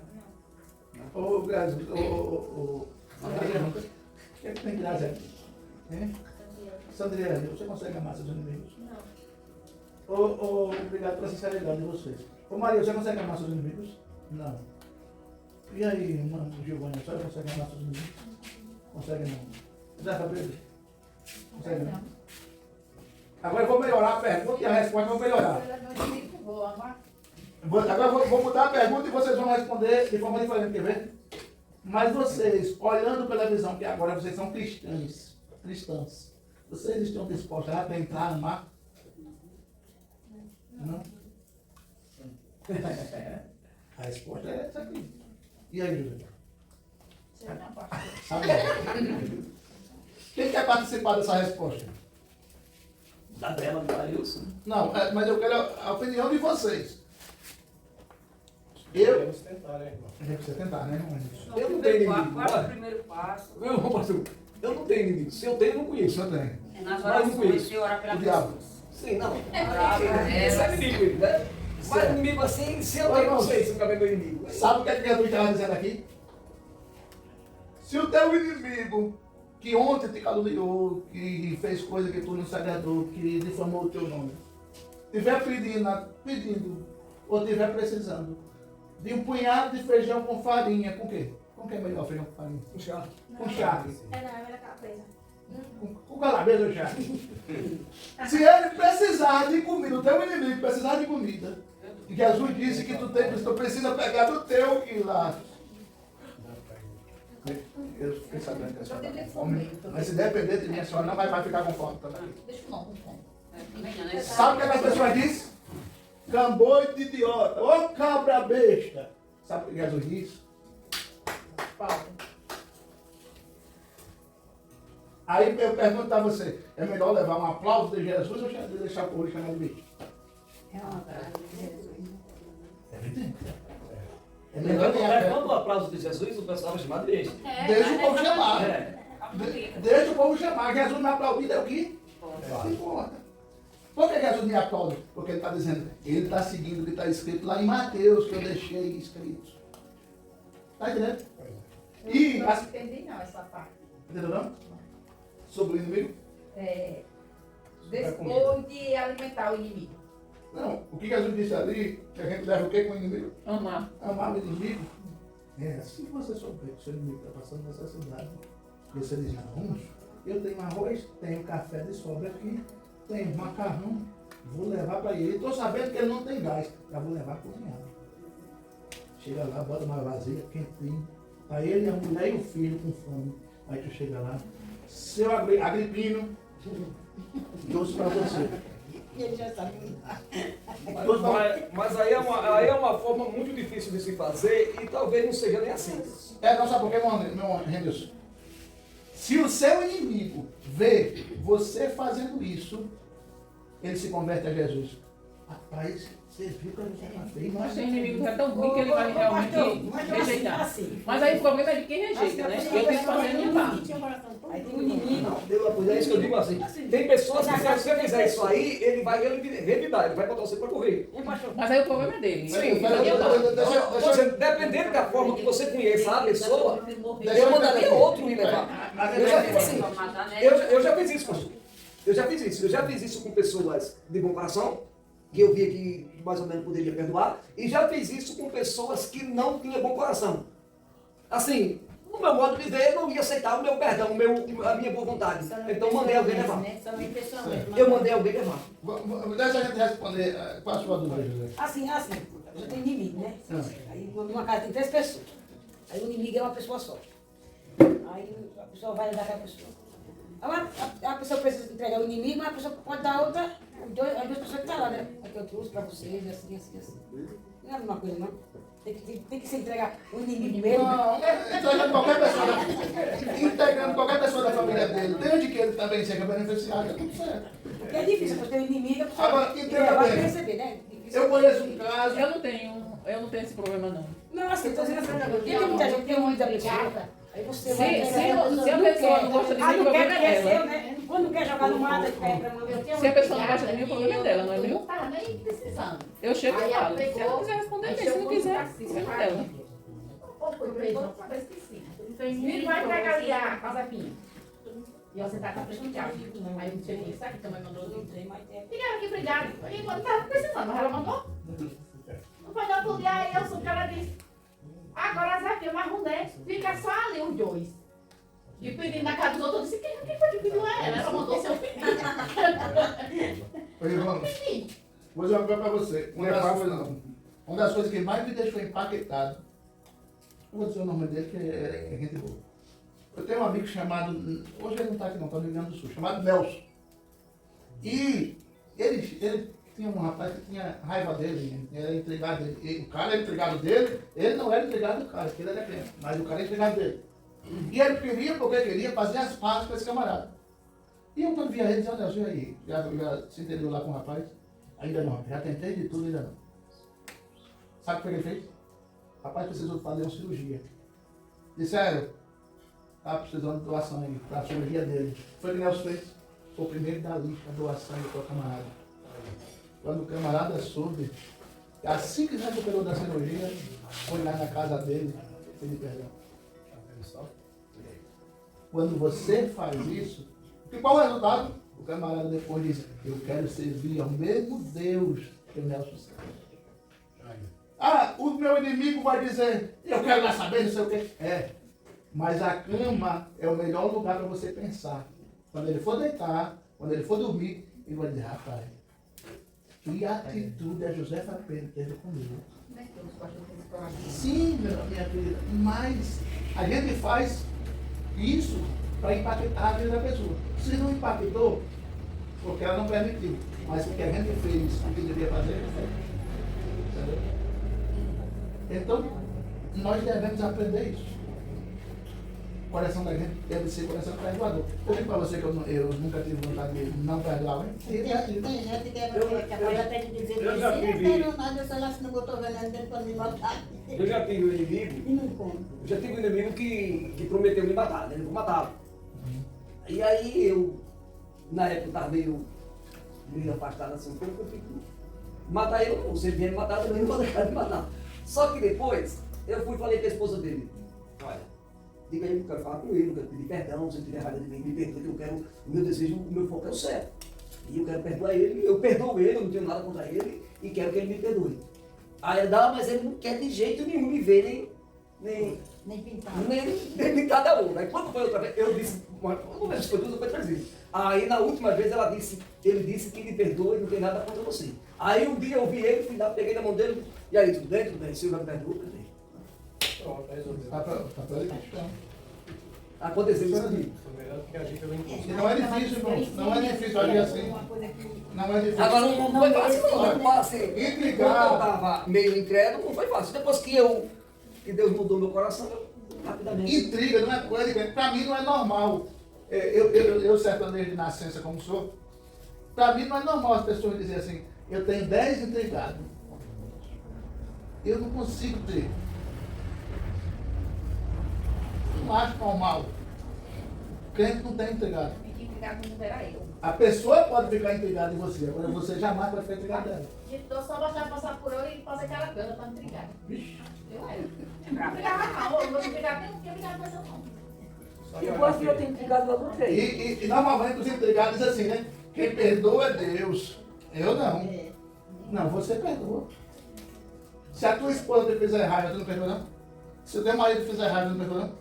Perdoa. Você consegue perdoar. Deus perdoa aquilo que a gente peca contra Deus. Se você pegou contra o seu irmão, você precisa de perdão a ele. Normal.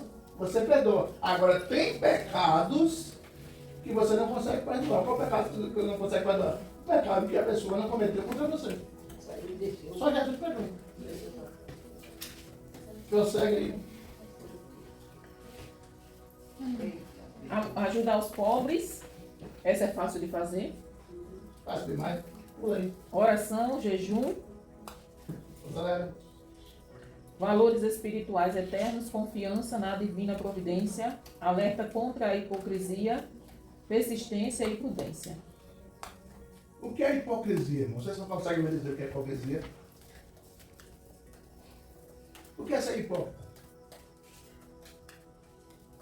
E, não se ofenda, não se ofenda, Eu não estou lembrado da resposta. não se ofenda, pelo amor de Deus, as mulheres Eu femininas. tenho pra mim que Hipocrisia. as pessoas que se julgam de outro. E a pessoa diz Chegou muito perto de uma Não, eu acho que...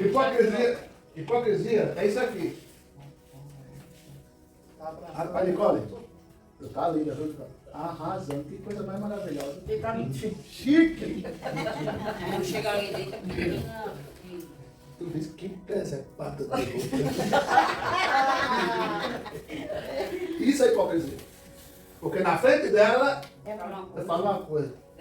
Cuidado, se eu não para não descer de rei. Mas se eu cair, é até bom, porque fica uma cena diferente do estudo. Vai lá, não vai pular. vai bater lá no palco, já tá... Viu, irmão? Dê outro exemplo de hipocrisia, irmão. Isso mesmo. Hipócrita é falar aquilo que ele não acha, é demonstrar, parecer aquilo que ele não é. E no meio daquele povo ali, eu vou mostrar que eu sou paciente, sou calmo, sou bom. Aí quando eu chego em casa, traio a minha esposa. Amor, você quer tomar café? Bota aí pra quem dá, você não sabe que eu tô com fome? Também é eu ensinar uma coisa, né? E não eu fazer. ensinar uma coisa e não falei, exatamente. Mas eu disse aqui que eu era manso. E quando eu chego em casa, eu trato ela como um bicho. Aí eu tô escutando e disse, ó, por vontade de isso com a esposa. Na igreja ele tava de um jeito, Em casa é do... em casa é de outro. Eu conheço uma situação que... Eu acho que a vizinha lá de casa pensa que eu só vivo gritando com ele. Ele tá lá no quarto, o quarto... É que já foi lá em casa, sabe que o quarto fica no final da casa. Aí eu tô na cozinha, aí ele diz, amor, isso. Eu digo, o quê?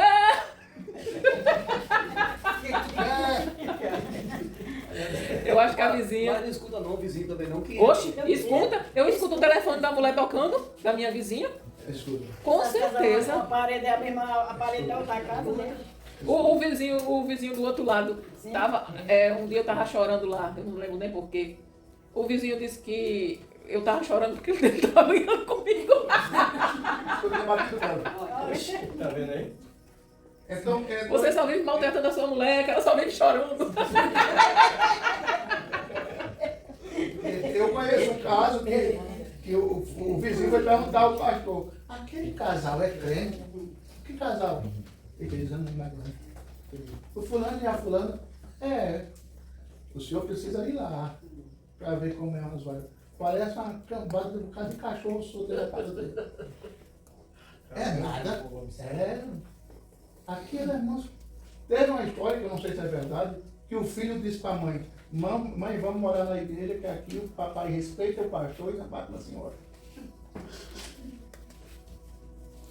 Então, o que você é aqui, você precisa ser na feira, no supermercado, no trabalho, em casa, com os vizinhos. O que você é aqui. Seja a mesma coisa. Porque senão a gente fica sendo falso, que só não fica reais.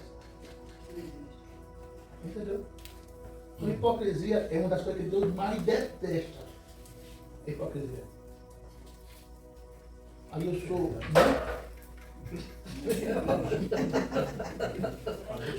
sou muito radical. Eu sou muito radical com certas coisas e com outras eu não sou. Porque como é que eu vou corrigir um irmão que é hipócrita se eu sou hipócrita também? Tem como? Não. Segue aí, segue aí. É o quarto. O cidadão do céu e o mundo em que vivemos. O cidadão do céu e o mundo em que vivemos. Uma importante questão precisa ser debatida. Até que ponto o cristão deve tentar modificar, melhorar ou contribuir para o mundo em que vive? A questão as questões que motivam o debate são: uma vez que o Senhor Jesus propôs uma ética eterna do reino de Deus, que atitude os discípulos de Cristo devem assumir? Devemos viver a ética do reino contentando-nos em tê-la como regra pessoal ou buscar pela prática dessa ética influenciar o mundo ao nosso redor? O que a lição está dizendo? Nós temos uma ética cristã. Eu queria que vocês conseguissem citar uma ética cristã. Morrenismo já disse que uma das éticas do cristianismo é amar. Uma segunda ética do cristianismo é qual, o José Fabiano? Uma segunda ética do cristianismo. Respeitar. Vamos botar no pacote, respeitar. Uma terceira ética do cristianismo. Bondade. Uma quarta ética, falar a verdade. Uma quinta ética, ser honesto. Uma sétima ética, não cobiçar. Eu não tenho que viver isso hoje. Graças a Deus, hoje eu estou conseguindo cumprir isso. E amanhã, eu sei lá se eu vou conseguir cumprir. Não. Amanhã eu tenho que cumprir com a mesma intensidade que eu cumpri hoje. Porque é um padrão. Quer ver um padrão de vida? Um padrão de comportamento? Quem saiu de casa hoje sem tomar banho? Não, fala a verdade, eu tomei banho. Todo mundo tomou banho? Tomei banho sim. Já, tomou banho. Eu só molhei o cabelo. Tomou banho. Então, isto é uma ética de comportamento. Quem gosta de ir para os cantos sujos? Ninguém. Da mesma forma que tomar banho todo dia é uma ética de comportamento, falar a verdade, ser honesto, ser decente, amar o próximo, amar o inimigo, é uma ética de comportamento cristão. E todo dia eu tenho que. Afinal de contas, se a gente comeu ontem, não precisa comer hoje. Ok? Ah, é um hábito comer? E é. Então, para nós também, como cristãos, é um hábito Fazer o bem. fazer o bem. Vocês entenderam? Prossegue aí, O mundo e a ética do reino. A pertinência do debate está em que, se vivermos pessoalmente a ética do reino, alcançaremos o céu.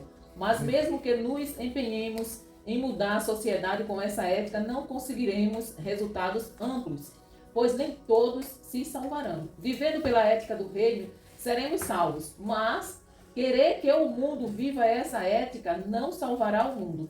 Chegamos, pois, à grande questão. Ficaremos acomodados em nossas igrejas e em nossa vida denominacional ou travaremos uma batalha impossível? Esse tema aí, esse tópico é importante. A gente está para terminar, tá? Tá. Ô, irmãos, o que é que você acha? Quando você está vivendo uma coisa boa, suponhamos que a gente aqui no Dia das Mães faça um jantar gratuito para todos os irmãos da igreja e para quem vocês quiserem convidar. Suponhamos, pelo amor de Deus. Suponhamos.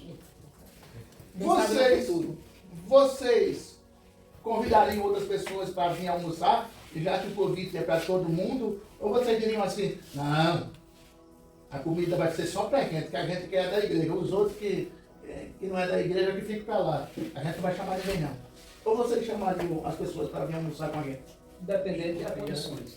Se a gente disse que a igreja tinha condições suficientes e disse que a mesada era grande, tinha que chamar. Chamaria? Da mesma forma que a gente chamaria as pessoas para um jantar aqui na igreja, que é para a comunidade, quando você se transforma num cristão, você não pode ficar com esse cristianismo só para você. Você precisa trabalhar a ideia que o teu filho precisa conhecer o Jesus que você conheceu. Que o teu tio precisa conhecer o Jesus que você conheceu. Que o teu sobrinho precisa conhecer o Jesus que você conheceu. Ah, eu pergunto para a Giovânia. Giovânia, prega o evangelho, Giovânia. Ela diz, eu não sei pregar, sabe? Não. Mas o que é que ela faz? Ela convida as pessoas para vir ouvir o evangelho. Então, ela, do jeito dela, está convidando. As pessoas, talvez no céu, ela ganhe mais galardão do que eu, que estava pregando e alguém aceitou Jesus. Porque todos os domingos, ou seja, ela faz um papel interessante, que é convidar. Talvez eu convidando não consiga convencer como ela convence. Mas a gente precisa transferir para as pessoas isso que está dentro da gente. Irmã Lourdes, a senhora está feliz depois que aceitou Jesus? Tô boa. Entendi. Tô boa. Tá boa. Essa bondade que está dentro da senhora, a senhora gostaria que a sua filha, seu filho fizesse? Não? Ela não entendeu. Ela não entendeu. A senhora aceitou Jesus. A senhora gostaria que seu filho, sua filha também um dia chegasse a aceitar? Pode entender. Por quê? Porque é uma coisa boa que a senhora sente e queria que o seu filho sentisse? Também. Isso é cristianismo. Eu não quero Jesus só para mim. Não, Jesus é meu e você que se dane para o inferno. Não. Jesus é meu e eu quero que você conheça, que você conheça, que você conheça, que você conheça. Afinal de contas, o negócio é tão bom que eu não quero só para mim. Não sou egoísta. Eu quero que todo mundo conheça. A ética que influencia. No Sermão do Monte, Cristo definiu os cidadãos do céu como sal da terra e como uma cidade edificada sobre um monte. Não há como viver qualquer dessas definições sem modificar o mundo ao seu redor, ainda que seja apenas o espaço imediatamente à sua volta. O cidadão do céu é aquele que não se contenta em ser cristão dentro da igreja, mas se esforça por fazer a diferença na sociedade em que vive. De fato, não conseguiremos que todos ao nosso redor sejam salvos. Infelizmente, muitos são constrangidos, até por parentes próximos, que não aceitam o Evangelho de Cristo. Isso, porém, não faz da luta por influenciar a sociedade com a ética do reino uma batalha perdida. Afinal, fomos chamados a esta milícia. Se o sal perder o sabor, para que prestará? A urgência de que vivamos como cidadãos do céu. Temos urgência em alcançar o mundo que está necessitado não apenas de exemplos, mas de ações efetivas e transformadoras, baseadas na ética do reino. Quando a igreja se omite, peca por não fazer. Em nossa omissão, abrimos espaço para que os pregadores de Satanás destilem seu veneno pós-moderno e relativista. Caso a igreja se omita, veremos nossos próprios filhos defendendo uma ética deturbada, filosofias mundanas e argumentos anticristãos. O livro Manual de Defesa da Fé Apostólica Cristã categoriza e resume os principais ataques às doutrinas cristãs, além de apresentar as refutações a eles. Esse posicionamento de defesa da razão da esperança que há em nós resume-se em um viver ativo como cidadãos do céu. Entendeu? Vamos, encerrando.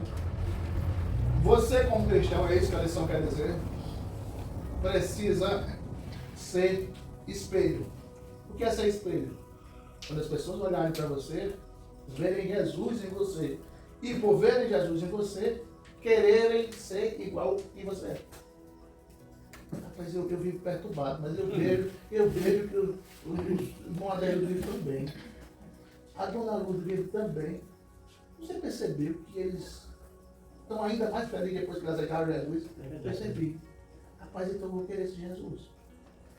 Eu fiquei muito impactado com o testemunho que a dona Lourdes deu domingo passado.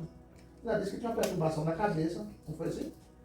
Depois que ela aceitou Jesus, a perturbação sumiu. Mas isso é maravilhoso. As pessoas que ouvirem ela dizer isso, se tiverem perturbação na cabeça, vão dizer o quê? Eu vou lá conhecer o Jesus que a Lourdes conheceu. Ela não é? É, não é, senhor? É. Então você e eu precisa, através do nosso comportamento, da nossa forma de perdoar, da nossa forma de ser leal, da nossa forma de ser honesto, da nossa forma de ser verdadeiro, fazer com que as pessoas, olhando para a gente, vejam Jesus. E vendo Jesus, queiram Jesus. Talvez não precise nem você pregar o evangelho para ganhar pessoas para Jesus. Só basta você ser honesto, decente, amar o próximo, perdoar. Só basta você fazer isso. Aí você atrai as pessoas para Jesus. Aí esse espaço não vai caber ninguém, né? Vai ter que acelerar o processo da construção do tempo. Ah, pastor, é tão difícil ser crente, tem certeza. Amém? Amém. Quem está arrependido de ter vindo, diz amém. Amém.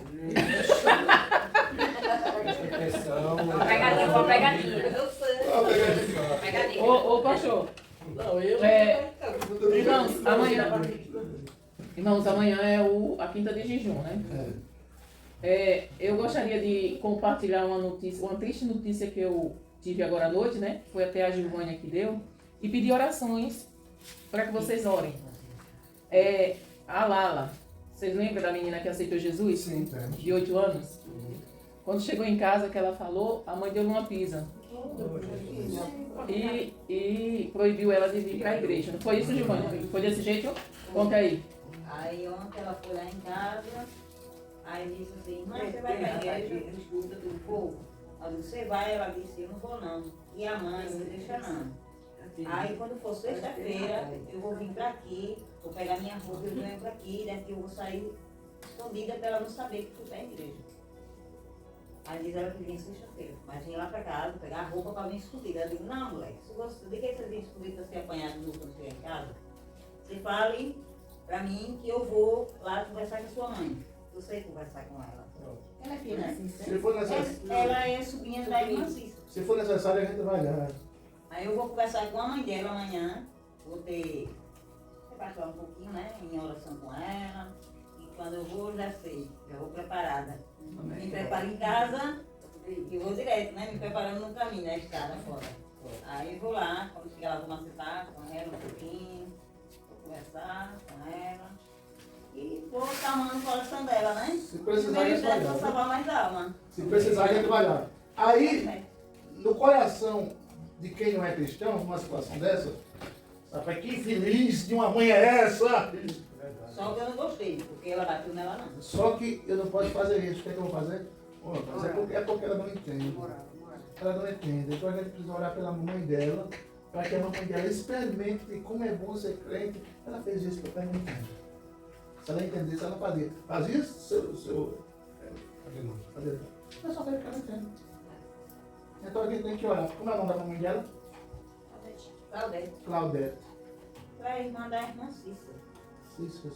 A Cícera era aqui? Ela é irmã. A menina é sobrinha. Ah, então fica fácil. Com você conversando com ela e mais a Cícera, fica fácil. Vou conversar com ela, porque eu não tenho o nome da irmã Cícera. Da minha. Não é por isso não. Hoje mesmo eu dou. Então, irmãos, vocês entenderam a revista? Pensei que era a Cícera da irmã do Dario. Tem alguma pergunta? Se fosse eu, tinha uma. Tem alguma pergunta aí, ó? Everson, tem pergunta? Não é isso? Não. Minha mãe. José. Aquela ali, a filha dela, foi que estava na igreja aqui, a mais velha. Quem? A filha da Maria Cícera. a Tinezinha tá falando. Só que ela não quis vir mais. A menina escolheu outros lugares errados e não quer ouvir a palavra de Deus. Então, Fernando, eu disse a ela, eu não vou dar um passo de novo de junto dela não, porque se ela escolheu o caminho errado, ela já é bem entendida, sabe o que é bom e o que é ruim. Então eu disse, não vou mais não. Nós vemos a senhora aprender diferente, aproveita a oportunidade e vai lá de novo. Vou não. Convida Ah, convida ela de novo. alguma pergunta, Rafael? Não? Esse pessoal assim que vocês tiveram contato, se vocês puderem passar o telefone para mim da minha esposa, a gente sempre está mandando um convite, um negócio. A pessoa não vai aceitar não. Não sei. Se ela não aceitar, eu estou fazendo a minha parte. Irmão Liz, alguma pergunta? Não, senhor. Marli? Não? Pode mostrar pra mim que tinha pergunta, mas eu acho que essa não sentido. Qual é o nome dessa criança, meu Deus? Essa. Sim. Gabi. Gabi, Gabi tava dormindo, né, Gabi? mas se você vir sexta, eu duvido que você dormir, Gabi. É, Gabi, você não dorme sexta. Sexta, eu duvido que você dormir. Sexta, Tá limpada e tá com 8 anos. é, né? Dona Lu, tem alguma pergunta? Não. Seu. Daíldo, Maria, eu sei que você tem. Nick. A gente tem que ir para essa menina para Prazer. ensinar a lição. Giovanni. Botei José. Júnior. Olha, Amor, você tem alguma pergunta? Não. Então, vocês querem ir para casa? Vamos para cá. Vamos orar? O Jesus quer carregar nós. Obrigado por ter vindo. Amanhã é a sexta do jejum. Olha, só tem duas pessoas lembradas. Amanhã é a sexta do jejum. Amanhã é quinta, dos índios. Amanhã é quinta. Começa hoje à noite. Ah, é? Vamos orar para o seu Adeildo e a sua esposa ter um telefone. Eu queria muito ele no grupo da igreja. Eu já botei tu, mano. Da igreja? Do jejum. Vamos orar? Bora? Pai, muito obrigado pelo culto de hoje. Obrigado, Senhor, pela minha esposa. Obrigado pelo irmão Renilson. Obrigado pelo Rian. Obrigado pelo Emerson. Obrigado, Senhor, pela minha mãe. Obrigado pela Josefa Gama. Obrigado, Senhor, pela irmã Fátima. Obrigado pelo irmão Ulisses. Obrigado pela Maria, Senhor. Obrigado pela Nicole. Obrigado, Senhor, pelo seu Adeildo. Obrigado pela dona Lourdes. Obrigado, Senhor, pela Josefa Pedro. Obrigado, Pai, pela Gilvânia. Obrigado, Senhor, pela Grazi. Obrigado, Senhor. Grazi, Sandriele. Obrigado, Senhor, por todo esse grupo que está aqui, por aqueles que eu me esqueci. Abençoa aqui no jejum, Pai. Em nome de Jesus, abençoa também a netinha da dona Lourdes. Que estudo abençoado, Senhor. Muito obrigado por esta noite. Em nome de Jesus. Amém. Em nome de Deus, a graça do Senhor Jesus, a Deus, o coração do Espírito Santo continue conosco. Em nome de Jesus. Amém. Amém.